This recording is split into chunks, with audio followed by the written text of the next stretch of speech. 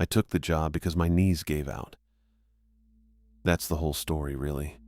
20 years behind the wheel of a Kenworth hauling refrigerated freight up and down I-80, and somewhere around year 19, my right knee started making a sound like someone crumpling a paper bag every time I climbed into the cab. Orthopedist in Columbus told me the cartilage was basically gone. Said I could keep driving if I wanted to, but that I'd be looking at a replacement in 2 years instead of 5. I thought about it for about a week, then I didn't think about it anymore. I'm not great at transitions. That's me. I found the Iron Mountain listing on one of those job boards, the kind with the bad interface where half the postings are 3 years old. Night security lead. Boyers, Pennsylvania. The pay was decent. The hours were overnight, which I was already wired for, and the description said something about a climate-controlled facility in a converted limestone mine. I figured it'd be quiet, underground, middle of nowhere, government records and old film reels. Who's breaking into that? I drove out in early March. Boyers is a small town, the kind where you pass through it and aren't totally sure you did. The facility itself is set back from Route 68, and you don't really see it until you're on the access road. And even then, what you see is mostly a parking lot and a low concrete building built into the side of a hill. The hill is the mine. The building is just the entrance. Everything real is underneath. Tucker McGuire met me in the parking lot on my first night. He was already standing there when I pulled in, holding a coffee cup, looking at the tree line. He didn't wave. He just waited for me to get out of the car and walk over. He was lean, Tucker. Thinning silver hair combed flat against his head, pale gray eyes that didn't move much when he talked to you.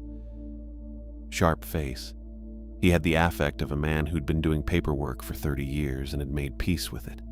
He shook my hand once, said Felix, like he was confirming something, and turned toward the entrance. "Follow me," he said. That was it. The entrance building smelled like concrete and old coffee. There was a security desk, a row of monitors, a coat rack with one jacket on it. Tucker walked me through the badge system, the sensor panel, the emergency line. He talked the way some people type. No extra words, no pauses that meant anything. I kept up fine. 20 years of dispatch communication does that to you. You learn to pull the information out of the minimum. Then he set his coffee cup down on the desk and reached into the breast pocket of his shirt and pulled out a laminated card. It was about the size of an index card, maybe a little bigger. He held it out. "Rules," he said. "Read them now. Keep the card on you." I took it. The laminate was worn at the corners like it had been handled a lot. The text was typed, not printed, actually typed, like on a typewriter, which I thought was a little odd. 5 items, numbered. I read them standing there at the desk. The first one said that if the humidity sensor for Vault 4 dropped below 20%, I was to flood the entryway floor with water from the mop bucket in the maintenance closet and exit immediately. It said specifically, "Do not increase airflow. Just flood the floor and leave." The second one said no flashlight into the ventilation shafts after 2 a.m. Third one said if I heard a typewriter operating in the records room, I was to knock 3 times on the door and wait for silence before entering. Fourth one said a man in a brown suit might approach me and ask for the 1954 census files. I was not to acknowledge him under any circumstances. Fifth one said if the elevator descended to Sublevel 9, I was to stay inside, hold position, and wait for the doors to close and return me to the surface. Because Sublevel 9 did not exist, I read the whole thing twice. Then I looked up at Tucker. "The limestone doesn't like being hollowed out," he said. He picked up his coffee cup again. "The rules are what keep it from taking back what's inside." I waited to see if there was more. There wasn't. "Also," he said, "watch the sensors, not the cameras. The cameras lie." I looked over at the monitor row. 8 screens, different angles of tunnel and vault corridor. Everything gray and still and lit by overhead fluorescence. "Lie how?" I said. Tucker looked at me for a second. "They show you what was there," he said. Sensors show you what's there now." He picked up his jacket from the coat rack, told me the emergency line rang directly to his cell, and left. I heard his car start in the parking lot, and then I didn't hear anything except the ventilation system and the low hum of the monitors. I stood at the desk for a minute. I read the card a third time. The thing about 20 years of long haul is that you get comfortable with rules that don't come with explanations. Weight limits, inspection windows, hours of service logs. Half of those exist because of something that went wrong once, and nobody in the chain ever explains the original incident. You just follow the rule because the rule is there, and the rule is the job.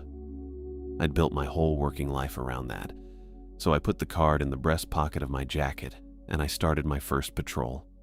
The facility goes down 6 levels below the entrance building. Sublevels 1 through 6 are accessible by elevator or stairwell. Sublevels 7 and 8 are elevator only, key card restricted. The tunnels are wide enough for 2 forklifts to pass each other, which they apparently used to do when the place was still actively mined. The limestone walls are pale and slightly damp-looking, even when the humidity readings are normal. The lights are fluorescent tubes in wire cages bolted to the ceiling every 20 feet or so. Some of them flicker, most of them don't. It was cold. Not brutally cold, but the kind of cold that finds you after about an hour and doesn't leave. I'd worn my Carhartt jacket and it was about right. The first night I walked every accessible corridor twice, checked every sensor panel, logged every reading. Nothing was off. The vaults were locked and quiet. The records room on Sublevel 3 had its light off and its door shut, and no sound came from inside. The elevator worked fine. I pressed every button. It went where I told it to go. I kept expecting something. Some feeling, some sound, some moment where the place told me it was different from other places. It didn't. It just sat there, cold and humming, full of other people's things. 9 nights like that. Cold walks, sensor checks, log entries. I started bringing a thermos of coffee. I found a rhythm, the way you do on a long route. You stop thinking about the road and you just drive it. The laminated card stayed in my pocket. I didn't look at it again after that first night. I didn't need to. I'd read it enough times that I knew it. I just hadn't needed it yet. The alarm was a single sustained tone, not a pulse. That surprised me a little.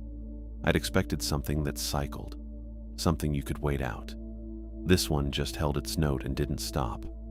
I checked the readout on the Vault 4 panel, 12%. The threshold on the card was 20, so I was already 4 minutes past when I should have started moving. I didn't run. Running in the tunnels was a bad idea on general principle. The floor was uneven limestone in a few spots, and the overhead clearance dropped without warning near the junction bends. I moved fast, though. Fast enough that my boots were loud, and I could hear the echo coming back at me from about 30 feet ahead. The mop bucket was in the maintenance alcove just past Sublevel 2's junction. I'd seen it every night for 9 nights and never thought about it once. Now I grabbed it, filled it from the utility spigot on the wall. The water was cold enough that I felt it through the bucket handle and carried it down the corridor toward Vault 4. The vault door was heavy steel, painted gray, with a humidity sensor mounted at eye level to the right of the frame. The readout on the sensor matched the panel, 12%. The air near the door felt different, drier. Not in a way I could have described to someone, but I noticed it. My lips felt tighter. That's the best I can do. I set the bucket down and tipped it slowly, spreading the water across the entryway floor in front of the door the way the rule said. It pooled fast on the limestone, ran into the low spots, spread maybe 4 feet out from the threshold. I stepped back from it. The rule said flood the floor and exit. That was the whole instruction. No airflow adjustment, no entering the vault, just water, and then leave. I was about to do exactly that. Then the sound started from inside. It was slow, deliberate almost.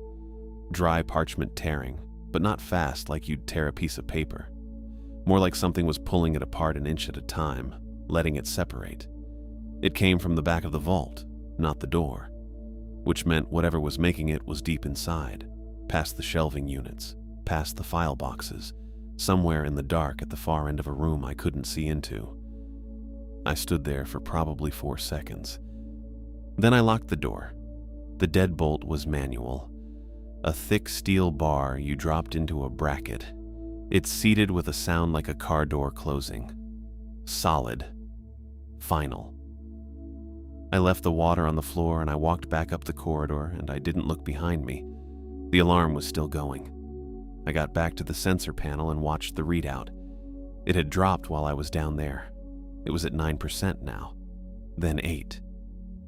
I watched it go to 7 while I stood there with the empty bucket in my hand.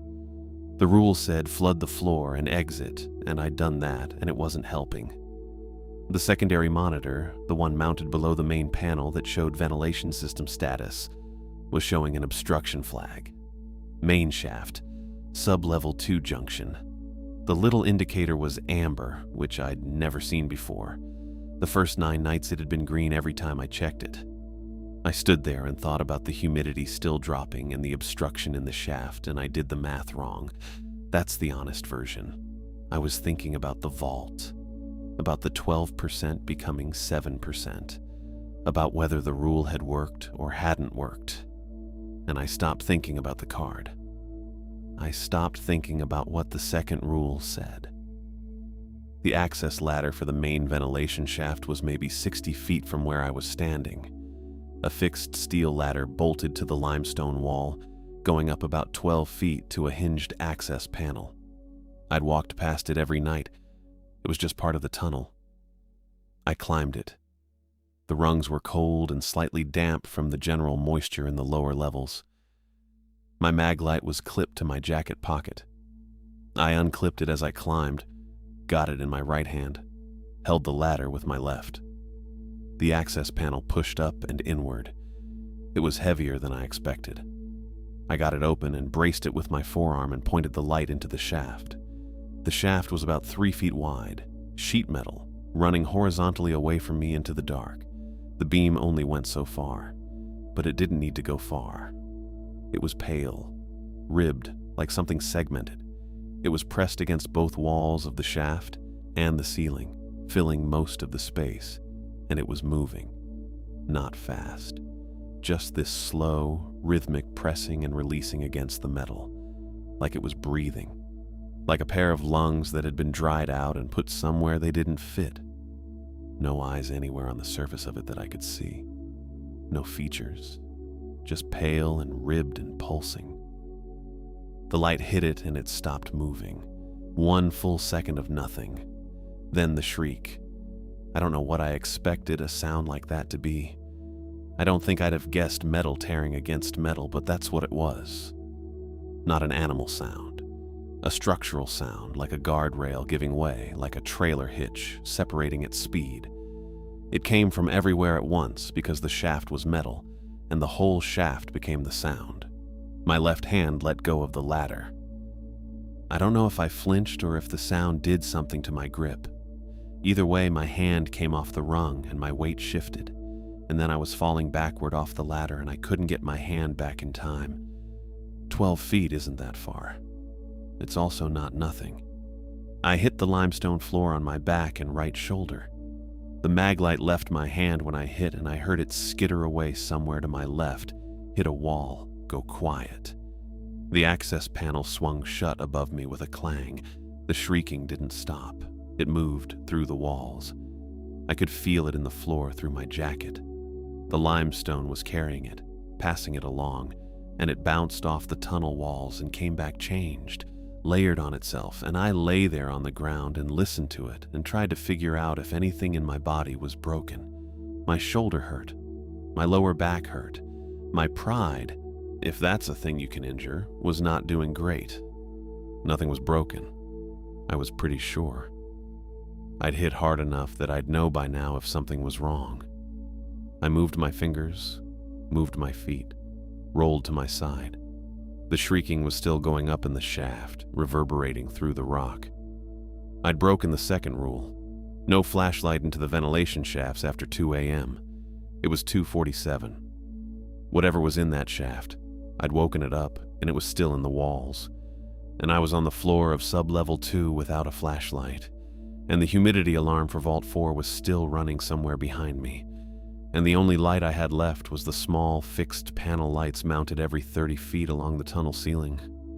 I got up. Slowly, because my back wasn't happy about it, but I got up. The shrieking was moving, not staying in one place.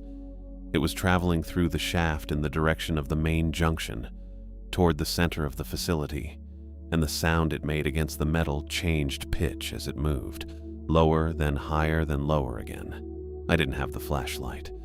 I wasn't going back to look for it in the dark. I knew the tunnel layout well enough to walk it without one. 9 nights. I knew where the clearance dropped and where the floor was uneven and where the junction bends were. I started walking toward the central hub. The shrieking didn't stop. It just got harder to locate. That's the thing about limestone.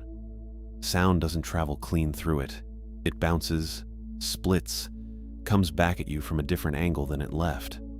I'd learned that in the first week when I'd thought I heard something dripping behind me and it turned out to be a condensation pipe 30 feet ahead. The mountain does something to sound, bends it. So the shrieking I heard as I walked the tunnel toward the central hub could have been right above me in the shaft, or it could have been 2 junctions over. I genuinely couldn't tell. It would drop in pitch, and I'd think it was moving away, and then it would climb again and feel closer than my own heartbeat. I kept walking. The panel lights every 30 feet gave me enough to navigate. Not enough to feel good about anything, but enough. I knew where the floor dipped at the junction bend near the fire suppression cabinet. I knew where the ceiling clearance dropped to about 6 feet before the tunnel widened again. 9 nights of the same route. My feet knew it better than my brain did at that point. My back was complaining. Not loudly, just a low, steady reminder that I'd hit the floor harder than I'd thought. I'd deal with it later. I had Advil in the truck. The shrieking shifted again, lower. Then it faded enough that I could only catch it if I stopped moving and held still. I didn't stop moving. I hit the central hub around 2:55. The hub was just a wider section of tunnel where 3 corridors met, with a mounted facility map behind scratched plexiglass and a small workstation that nobody ever used. The fluorescent above the workstation flickered the way it always did. I'd put in a maintenance request for it on night 3. Nobody had touched it. I had 2 options from the hub: left toward the elevator bank, right toward the secondary stairwell that came out near the loading dock entrance. I wanted the elevator. The stairwell added 5 minutes and came out on the wrong side of the facility from the security desk, and I needed the phone at the security desk to reach Tucker. I went left. The records room was between the hub and the elevator. It always had been. I'd walked past it every single night, and it had always been locked and dark and quiet, and I'd never had a reason to think about it much beyond that. It was on the laminated card, so I'd noted it. 3rd rule. Typewriter means knock 3 times and wait for silence before entering. I'd figured that was one of those rules I'd never actually use, like the flood protocol for Vault 4. The kind of rule that existed because something had happened once, a long time ago, and someone had written it down so it wouldn't happen again. I heard it before I saw the door. The sound was fast. Not hunting and pecking fast. Someone going at full speed, the kind of speed where the keys are almost running together. Old typewriters have a particular sound to them, a mechanical clatter with a little bell at the end of each line. And this one had that. The bell kept ringing. Whoever was in there was filling pages. The door was locked. I could see the deadbolt indicator from where I was standing. Red meant locked. It was red. I stood there for a second. The 3rd rule was clear. Typewriter means knock 3 times, wait for silence, then enter. That was the sequence. I wasn't planning to enter. I just needed to get past the door to reach the elevator, but the rule didn't say anything about what happened if I didn't knock. It just said what to do if I heard the typewriter. I'd heard the typewriter. I knocked 3 times. The typing stopped, not gradually. Not a slow trailing off, it just stopped. Between one keystroke and the next, like someone had lifted their hands off the keys the instant my third knock landed. The bell didn't ring. The carriage didn't return. It stopped clean. I waited. The tunnel was quiet enough that I could hear the ventilation system running through the walls, the distant hum of the facility's climate control. Nothing else. Then a voice came from behind the door. It didn't sound like it was coming through the door, exactly. It sounded more like it was coming from the door, from the wood itself, or from the air right in front of it. I can't explain that better than that. Do you have the 1954 census files? My stomach dropped a little. I knew the 4th rule by heart. I'd read the card probably 40 times across 9 nights, the way you reread something when you're not sure you're remembering it right.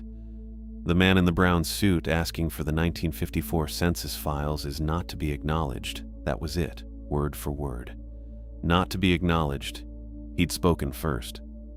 I hadn't knocked to answer him.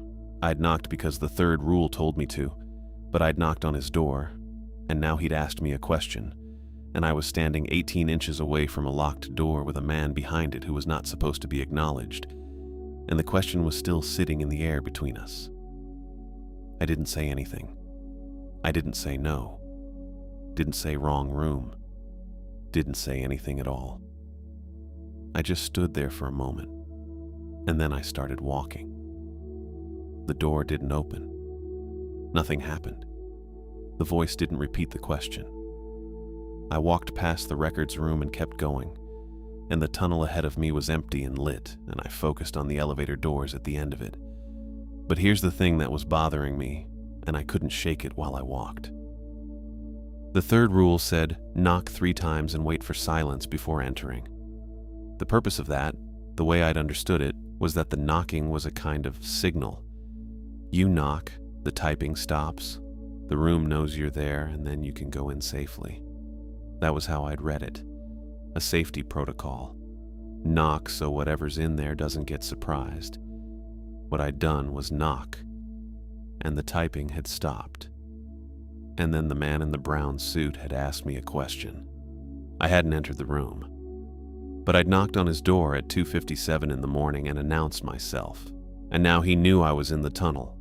And the 4th rule said, don't acknowledge him, but it didn't say anything about whether the 3rd rule could accidentally do that for me. I didn't know if I'd made a mistake. I genuinely couldn't tell. Maybe the knocking was neutral. Maybe it didn't count as acknowledgement because I hadn't answered. Maybe the rules operated independently and following one couldn't contaminate another. Or maybe I just knocked on his door and introduced myself, and he was already moving. The elevator bank was ahead. 2 sets of doors, both closed. The call button glowed a dull amber between them. I pressed it and the amber went white. The facility hummed around me, the ventilation system, the climate control. Somewhere far back in the tunnels, very faint, the shrieking had started again. Low and distant and directionally useless. I stood in front of the elevator doors and watched the indicator above the left set. It was sitting on sublevel 1, moving down to 2. I'd called it from 2, so it was coming to me. That was fine. That was normal. I kept my eyes on the indicator and my back to the records room, and I waited for the doors to open. The doors opened. I stepped in, turned around, pressed the button for the surface. The one at the top of the panel. Big white S with a circle around it. I'd pressed it 9 times before on 9 different nights, and it had always taken me straight up without any drama. The doors closed. The car moved. Down. I felt it in my stomach first, that drop elevator feeling, and I thought there was a mechanical delay. Maybe the car needed to go down before it went up. Some quirk of the system I hadn't hit before. Tucker hadn't mentioned anything like that. But Tucker also hadn't mentioned a lot of things, so I gave it a few seconds. The indicator above the doors counted past sublevel 3. 4. I pressed the surface button again. Nothing changed. I pressed it 3 more times. Still nothing. I tried sublevel 1, 2, 3. None of them lit up. The only button with any light behind it was the one I'd already pressed, glowing a steady white like it was doing exactly what it was supposed to do. 5. I put my back against the rear wall of the elevator and watched the indicator. The car smelled like metal and cold concrete, same as always. The fluorescent strip above me buzzed at a frequency I'd stopped noticing after the first night. Nothing about the inside of the elevator had changed. It was just going the wrong direction. 6, 7. I started doing the math. Sub-level 8 was the lowest level on the panel. I'd never been below 4. The facility maps I'd seen during orientation showed 8 as the lowest active level, mostly climate-controlled archive storage. Nothing I was responsible for on my rotation. Below 8 wasn't on any map I'd seen. Below 8 was where the indicator was heading. 8. The car slowed, stopped. The number on the indicator changed to 9, solid red, not the amber or white the other numbers used. Just red. The 9 sat there, and the car sat there, and nothing happened for about 3 seconds. Then the doors opened. I don't know what I expected. I think I expected darkness, or another tunnel that looked like the ones I'd been walking all night. Limestone walls, conduit runs, the occasional mounted sensor box. What I got was not that. The tunnel on the other side of those doors had walls made of paper, not wallpapered, not lined with shelves. The walls were built out of documents, thousands of them, maybe more, compressed and stacked so densely they'd fused into something that looked almost structural. Yellowed pages pressed flat against each other, edges blurred together, the occasional stamp or typeface visible if you looked close enough, floor to ceiling, both sides. The tunnel went back maybe 40 feet before it curved, and I couldn't see past the curve. The smell hit me when the doors opened. Old ink and dry paper, the kind of smell that's in the back of used bookstores, but concentrated. A lot of it. The air was warmer than the rest of the facility, which didn't make sense given everything down here was supposed to be climate-controlled. I was still holding the door-close button. I'd grabbed it the second the car stopped. The man in the brown suit was standing in the middle of the tunnel. He was maybe 20 feet back from the elevator doors. Brown wool suit, white shirt, dark tie, fountain pen in one hand. He was standing completely still. And then he wasn't. Because he was closer, and I hadn't seen him move. His legs weren't doing anything. They weren't walking. They weren't stepping. He was just covering distance without the mechanics of it. I kept holding the button. He asked for the 1954 census files, not out loud. That's the part I keep coming back to when I think about it. His mouth might have moved. I couldn't tell from that distance, but the question didn't come from his direction. It came from inside my own head, behind my eyes, the same way you hear your own name when someone says it in a crowd. It was his voice, or what I understood to be his voice, but it was located inside me rather than out there. I want the 1954 census files. I kept holding the button. He was closer now, 15 feet maybe. The fountain pen was at his side. His posture was completely neutral, not aggressive, not threatening in any way I could point to. He just wanted the files. That was the whole thing for him. I don't think he was aware of me as a person. I think I was just the variable standing between him and what he needed. The button wasn't working. I mean, I was holding it, had been holding it since the doors opened, but the doors weren't closing. The mechanism was engaged. I could feel the slight resistance of it, but the doors were staying open. I didn't know if that was him or the creature or just a malfunction. I pressed the surface button with my other hand. Nothing. Then something pushed between the doors on the left side. A hand, pale, almost white, with a ribbed texture across the back of it. The same ridged surface I'd seen in the ventilation shaft when I'd put my light in there. The fingers were longer than they should have been, and they were pressing the door back, not hard, just steady, the way you'd hold a door open at a grocery store, patient about it. The shrieking didn't start. That surprised me. Whatever was attached to that hand was quiet. I let go of the door close button and stepped back. The hand held its position. The doors were open maybe 8 inches on the left side, and through that gap I could see the corridor outside the elevator, the limestone walls of the regular facility, which meant the creature had ridden down on top of the car or come through the shaft system and was now outside in the tunnel adjacent to the elevator bank. It was between me and the door mechanism. The man in the brown suit was 10 feet back. I want the 1954 census files. Same location. Behind my eyes. I looked at the elevator wall to my right. There was a small glass front cabinet mounted there, red frame, the kind you see in hallways next to fire extinguishers.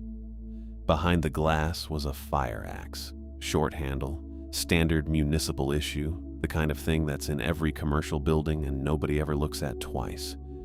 I'd walked past it 9 times on 9 different nights and registered it as background, part of the furniture.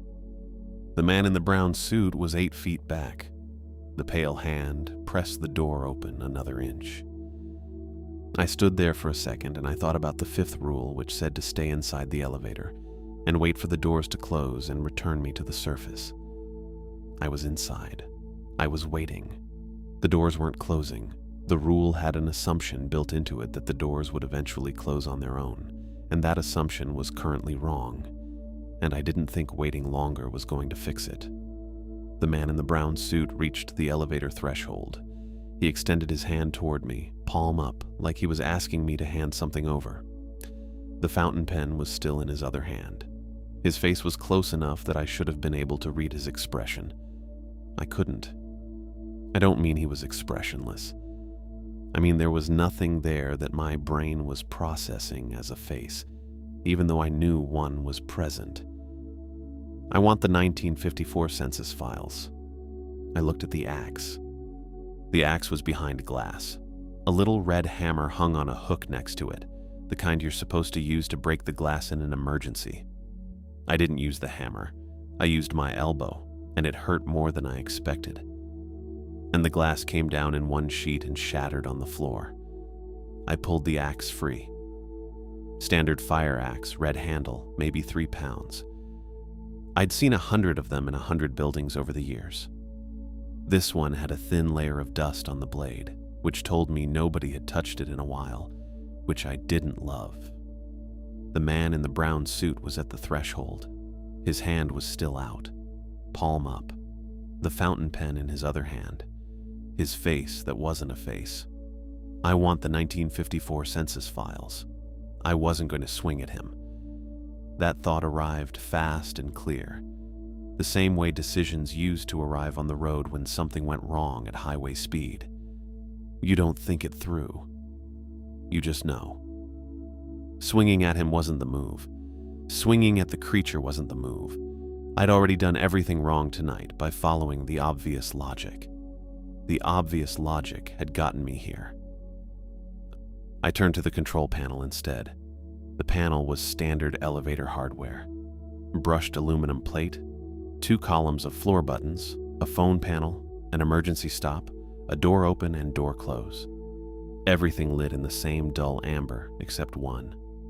Sublevel 9 glowed violet, not a warm purple, not a faded lavender. Violet. A clean, specific, wrong color that had no business being on a piece of elevator hardware installed sometime in the 1980s. I thought about what Tucker had said on my first shift. He'd been drinking coffee, and he'd handed me the laminated card, and he'd said, in that flat way he said everything, that the limestone didn't like being hollowed out, that the rules were what kept the mountain from taking back what was inside. I'd filed that under colorful local management style and moved on. I was revising that assessment now. The violet button was the anchor. I didn't know how I knew that. I just did. The man in the brown suit had come up from Sublevel 9. The doors had opened onto Sublevel 9. The whole thing had started when the elevator went somewhere it wasn't supposed to go. And the somewhere it went was tied to that button. and the button was glowing a color that nothing else on the panel was glowing. And that meant it was different from everything else on the panel. And different was the thing I needed to break. I swung the axe into the control panel. The blade went in harder than I expected.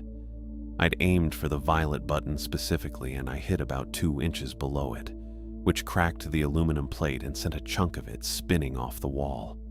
Sparks. The amber buttons flickered. The violet one kept glowing. I pulled the axe back and hit it again, higher this time, and the blade caught the edge of the button housing and the whole panel buckled inward. More sparks. A smell like burning plastic and something underneath that, something older, like wet stone. The violet glow dimmed. The man in the brown suit's hand was still extended. He hadn't moved.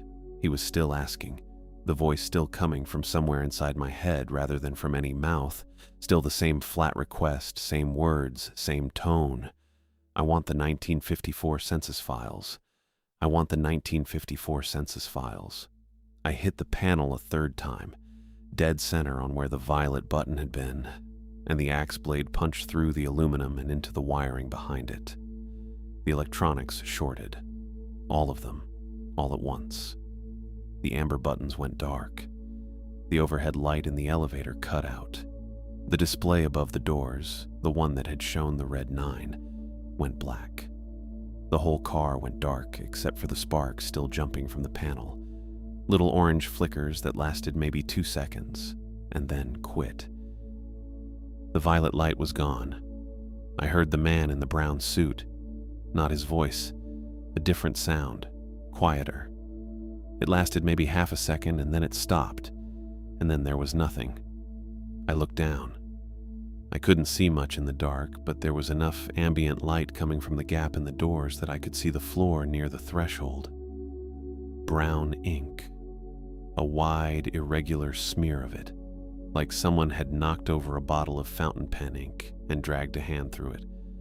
That was all that was there. No suit, no pen, no hand. Just the ink. I had about 1 second to register that before the elevator dropped. Not far, 6 inches, maybe 8. The kind of drop that goes from your stomach to your throat before your brain has time to name what's happening. The mechanical clamps caught the rails and the car jolted hard, and I hit the back wall with my shoulder and the axe handle cracked against the floor. The whole car groaned. Metal on metal, deep and resonant. The kind of sound that a building makes when something structural is under stress. The doors slammed shut. I heard the creature shriek once. A short, sharp sound like the metal tearing sound from the ventilation shaft, but compressed, cut off. Then nothing. I looked at the doors. In the dark, I could just make out the floor near the threshold. There were 3 pale fingers lying on the elevator floor near the door seam. They weren't moving. They didn't look like they were going to. I set the axe down against the wall. My hands were shaking a little, not a lot. Just enough that I noticed. The elevator sat in the dark for a moment. I don't know how long. Long enough that I started to wonder if the secondary systems were going to engage at all, or if I'd broken enough of the panel that the whole car was just going to sit there at sublevel 9 indefinitely, which would have been a bad outcome. Then I heard a relay click somewhere above me in the shaft, something mechanical engaging that hadn't been engaged before. The car shuddered once. The emergency lighting came on. A single dim strip along the floor, just enough to see the walls and the ruined panel and the ink smear and the fingers. Then the elevator started to move. Up, not down. No stops. It didn't pause at sublevel 8 or any of the numbered levels above it. It just climbed, steady and slow, the cables working in the dark above me. I stood there with my back against the wall and watched the floor indicator above the doors. It was dark. Nothing was displaying. I didn't know how far up I was or how long it would take. I just stood there and waited. The car smelled like burnt wiring and wet stone and ink. I kept my eyes on the doors. The doors opened. I didn't move right away.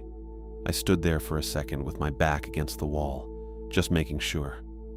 The security desk was right there, exactly where it was supposed to be. The lobby, the concrete floor, the bank of monitors on the desk showing the tunnel feeds, same as always. And through the glass entrance doors, gray-blue morning light coming in low and flat across the floor. I stepped out. The elevator made a sound behind me, something mechanical resetting, and then it was quiet. I didn't look back at it. Tucker was standing at the desk. He had his coffee cup, the plain white one he always had, and he was looking down at the floor of the elevator car. Not at me, at the floor. He stood there a moment, just looking at the fingers. Then he took a slow sip of his coffee. I waited. He didn't ask what happened, didn't ask if I was okay. Didn't ask about the control panel or the ink or the axe, which I was still holding, now that I thought about it. I set it down against the desk. Tucker's eyes moved to it briefly, then back to his coffee. "Repair costs for the panel come out of your final paycheck," he said. That was it. That was the whole thing. I stood there for a second. I think I was waiting for a follow-up. Some kind of question, or at least a look that suggested he wanted one. But his face was the same as it always was, flat, pale, like he was thinking about something else entirely, something mildly inconvenient, like a scheduling conflict or a vendor invoice. The severed fingers on the elevator floor were about as interesting to him as a spilled coffee. I reached up and unclipped my badge from my jacket, set it on the desk. Then I pulled the laminated rules card from my breast pocket. I'd been carrying it every shift since the first night, folded once down the middle so it fit next to my notepad.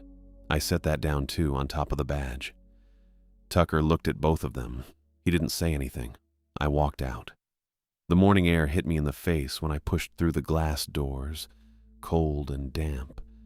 The kind of Pennsylvania October morning that gets into your jacket no matter how heavy it is. I stood there for a second on the concrete outside the entrance, just breathing. The parking lot was mostly empty. My truck was where I'd left it, a gray Silverado with a cracked side mirror I'd been meaning to fix since July. I walked to it, got in, and sat there for a minute with my hands on the wheel. The facility entrance was visible through the windshield. Just a building, just a door, nothing moving inside that I could see. I started the truck and pulled out. Boyer's is a small place. You're through it in about 4 minutes if you hit the lights right. I hit them all right that morning. Route 442 takes you east toward I-78, or you can go west and eventually pick up I-80. I went west. I don't know if I decided that or if it just happened. My hands knew where I was going before I did, probably. 20 years of driving will do that. I thought about what Tucker had said, not the part about the repair costs, though that was irritating in a specific way I couldn't fully process yet. The part that stuck was what he didn't say. No questions, no surprise. No what happened down there, or are you sure you got the doors closed, or anything that would suggest the last several hours were unusual in any way. He'd looked at the fingers on the elevator floor the way you'd look at a receipt you didn't ask for. Mildly inconvenient. Somebody else's problem now. He'd done this before. Not this exact night, maybe, but something like it. Enough times that it didn't register as an event anymore. Just a thing that happened sometimes at the facility. The way a long-haul driver stops noticing the mile markers after a few hundred trips on the same route. They're still there. You just stop seeing them, and he'd have someone new in by the following night. I was sure of that. He'd already have a name, probably. Maybe a number to call. The laminated card was already printed, had been for a while. He'd hand it to someone new and tell them the limestone didn't like being hollowed out, and they'd nod and take the card and figure it was a quirky orientation speech from an odd supervisor. 9 nights of nothing. Then night 10. I got on I-80 heading west around 6:40 in the morning. The sun was coming up behind me, which I didn't mind. I had about half a tank of gas, which was enough to get me to Ohio without stopping. Somewhere around Newcastle, I thought about the man in the brown suit. Leo Cunningham. I'd started thinking of him, though I don't know why that name came to me. It wasn't on the rules card. It wasn't anything Tucker had said. It was just the name that fit a man in a pressed 1950s wool suit holding a fountain pen, waiting in a tunnel for files that were never going to arrive. He was still down there. That part I was sure of. I destroyed the anchor, or whatever that violet button was, and he dissolved. But dissolving and being gone weren't the same thing, not in that place. The rules card had said not to acknowledge him, not to engage, not to destroy him. Just don't acknowledge him. There's a reason for that kind of rule, and the reason isn't that it solves the problem. It's that it keeps the problem from getting worse. I'd gotten the doors closed. That was something. But Leo Cunningham, or whatever he actually was, would reconstitute or reset or do whatever it was he did, and he'd be back in that tunnel in his brown suit with his fountain pen, asking the next person off the elevator about the 1954 census files. Tucker would know that. Tucker would have already factored that in when he was standing there with his coffee deciding how to word the bit about the repair costs. That bugged me a little. Not the filing situation. The Tucker part. The absolute total indifference to all of it. I stopped for gas and a coffee in Sharon, right near the Ohio state line. The gas station had one of those small attached diners that only ever seem to exist near state lines. The kind with laminate countertops and a rotating pie display, and a guy behind the counter who doesn't ask questions. I sat at the counter and drank the coffee and ate a piece of apple pie that was fine, not great. The guy behind the counter had the radio on, some classic rock station. Tom Petty. I sat there for about 20 minutes and didn't think about anything specific. Then I got back in the truck and kept going. Ohio is flat. Not completely, not in the east, but flat enough that you feel it after Pennsylvania's hills. By the time I was through Cleveland and heading toward Indiana, the land had opened up in a way I recognized. Wide sky, shallow horizon, fields that went on until they just stopped. I'd driven this route probably 200 times in 20 years, maybe more. I knew every rest stop, every truck plaza, every stretch of construction that had been going on for 3 years, longer than anyone expected. Nothing old lived under this ground, not in the way I meant. The limestone up in Boyers had been there for 300 million years, give or take, and somewhere in all that time, it had developed opinions about being hollowed out and filled with government documents. The flat middle of the country was different. Glaciers had scraped it clean and left it shallow. Whatever was down there was just dirt and bedrock and the occasional aquifer, normal things. I didn't stop in Indiana.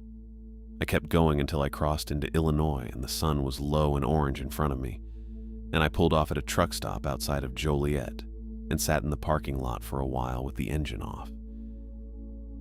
I wasn't going back to Pennsylvania. That was the only thing I'd fully decided. The rest of it, where to go, what to do next, whether my knees would hold up for something that required more standing than sitting, all of that was still open.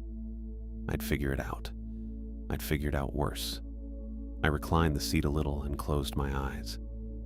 The road was still there when I moved my feet. I knew this route by heart.